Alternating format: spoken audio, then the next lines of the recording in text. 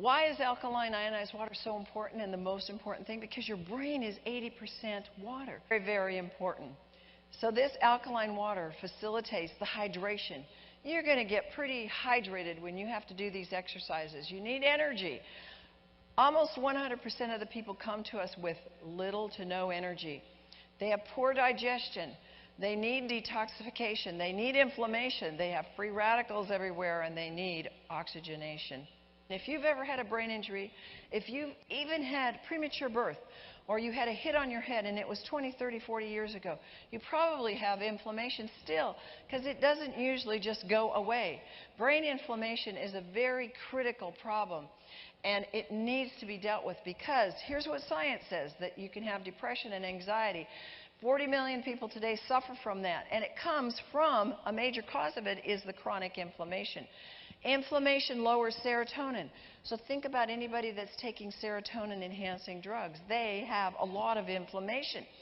And it causes more inflammation and more free radicals, more of the plus ions, if you have it for a long period of time. And anytime you have any kind of expression of a neurological problem, it is because you have inflammation in the brain.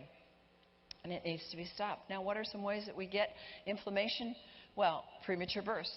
If there was a fever in the mother, or she was sick, if you had been in the military and there were explosions going off, or you had post-traumatic stress, traumatic injuries, hits to the head, and again, a car accident, or somebody bonked you on the head, or you had a football injury, toxic exposures. I've had people in the program who have smelled pesticides, or their mother ate food that was not clean, fruits and vegetables. She went on a very, quote, raw, good diet, but she didn't clean the pesticides off, and that concentration caused very severe brain injury in her child.